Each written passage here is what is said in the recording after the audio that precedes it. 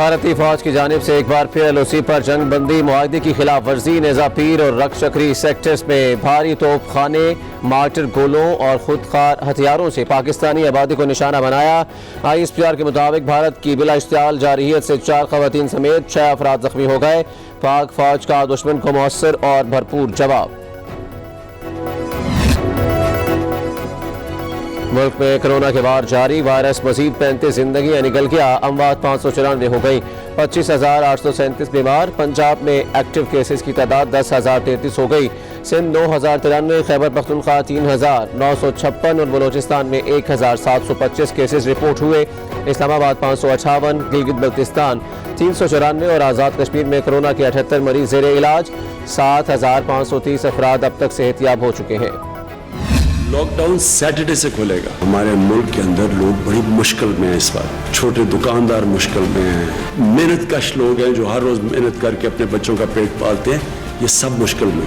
Government کے پاس پہلے ہی پیسہ کم ہے، وہ پہلے ہی ہم نے خرچ کر دیا، جس طرح وہ سب سے جو لوگ مشکل میں تھے۔ ابھی صوبوں کو خدشات ہیں اور ہم کوئی فیصلے نہیں کرنا چاہتے جب تک سارے صوبے خود آن بورڈ نہ آئیں۔ ہم نے سارے صوبوں کو کہا کہ وہ خود SOPs ڈیولپ کریں۔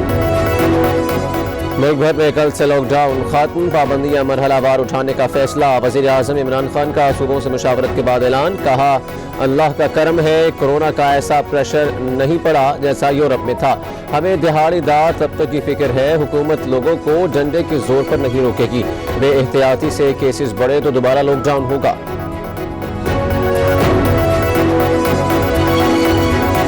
تمام فیصلے جو ہیں وہ مشاورت کے ساتھ کیے جاتے ہیں۔ یہ جو لوگ کہتے ہیں کہ بحث ہے کہ جی انسانی جان زیادہ ضروری ہے یا معیشت زیادہ ضروری ہے، یہ بالکل یہ ایک لامانی بحث ہے کہ معیشت زیادہ ضروری ہے، انسانی جان ضروری ہے۔ بالکل انسان سب سے ضروری ہے۔ وزیر اعظم نے جیسے ذکر کیا وہ پبلک ٹرانسپورٹ کا ایک عام انسان کی، عام شہری کی زندگی کے لیے ایک انتہائی ضروری چیز ہے۔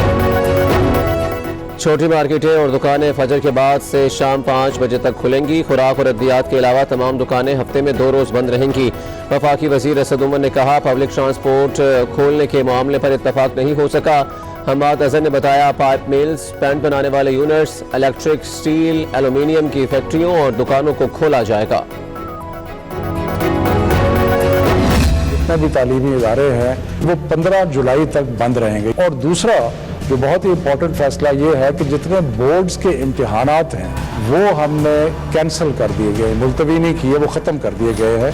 اور اب جو 9ویں 10ویں 11ویں 12ویں کے مختلف بورڈز کے امتحانات ہونے تھے اب وہ نہیں ہوں گے، اس کے بجائے جو پچھلے سال کا رزلٹ ہے اس کی بنیاد پر پروموشن ہو۔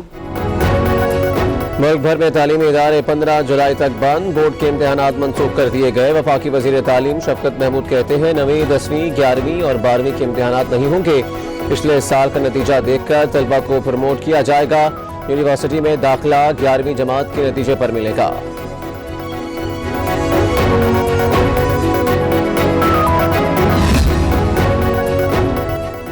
کراچی سمیت سندھ میں لاک ڈاؤن 47ویں روز میں داخل، وفاقی حکومت کے فیصلے پر کل سے عمل ہوگا یا نہیں، فیصلہ آج ہوگا۔ جمعے کی مناسبت سے دوپہر 12 بجے سے دوپہر 3 بجے تک مکمل لاک ڈاؤن ہوگا۔ شہریوں کو گھروں میں ہی رہنے کی ہدایت۔ دفعہ 144 کی خلاف ورزیوں پر گرفتاریوں کے ساتھ مقدمات بھی درج۔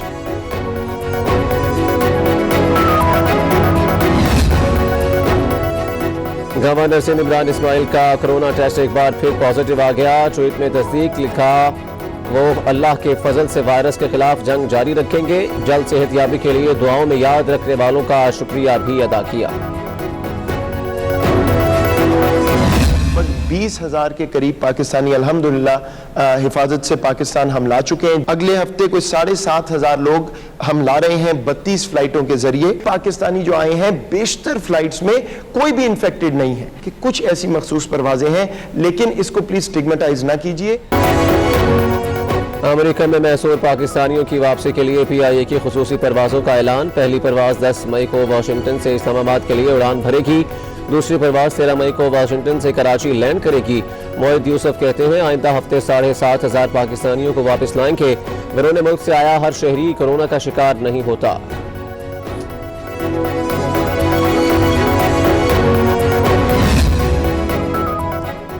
سندھ کے شہریوں کو ریلیف نہیں ملے گا، گورنر نے ثانی سرکار کا کرونا ریلیف آرڈیننس مسترد کر دیا، تحفظات کا اظہار، کہا سندھ حکومت بجلی اور گیس کے بلوں میں رعایت نہیں دے سکتی۔ فردوس شمیم نقوی نے بھی سندھ حکومت کا منظور کردہ آرڈیننس عدالت میں چیلنج کرنے کا اعلان کیا تھا۔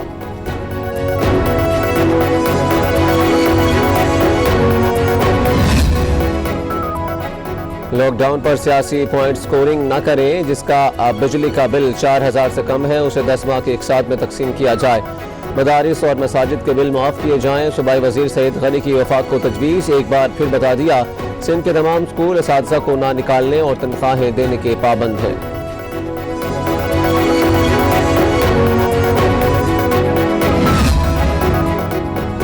Army chief general Qamar Javed Bajwa کا کوہاٹ کا دورہ، پاک افغان سرحد پر سیکورٹی صورتحال اور آپریشنل تیاریوں پر بریفنگ، سپہ سالار کی کرونا ریلیف پروگرام میں مصروف جوانوں سے ملاقات، بلند حوصلوں کی تعریف۔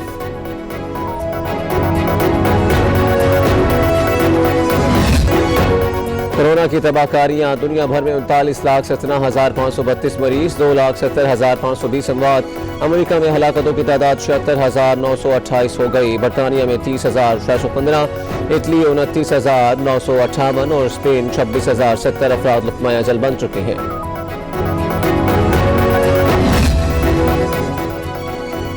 حکومت کے اتحادی ناراض، پی ٹی آئی اور کاف لیگ میں فاصلے بڑھنے لگے، 19 سال پرانی فائلیں کھلنے پر چودھری برادران ناراض، منصوبہ بندی کے تحت نشانہ بنانے کا الزام، کاف لیگ کا قانونی اور عدالتی فورم پر ریلیف حاصل کرنے کے تمام آپشنز استعمال کرنے پر اتفاق۔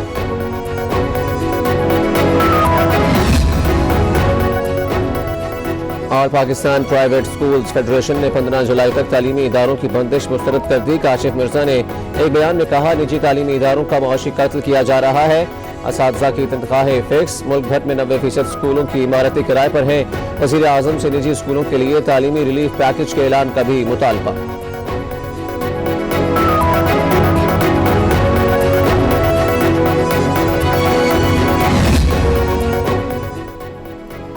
گندم چور بھاگ نہیں پائیں گے، نیب کا ایکشن، محکمہ خوراک سندھ میں مبینہ کرپشن اور گندم چوری کی تحقیقات کا حکم، سٹاک کی جانچ پڑتال کی جائے گی، کوٹکی سے کراچی تک گندم کی چوری کا پتہ لگائیں، چیئرمین نیب جاوید اقبال کی ڈی جی نیب سکھر کو تحقیقات کی ہدایت۔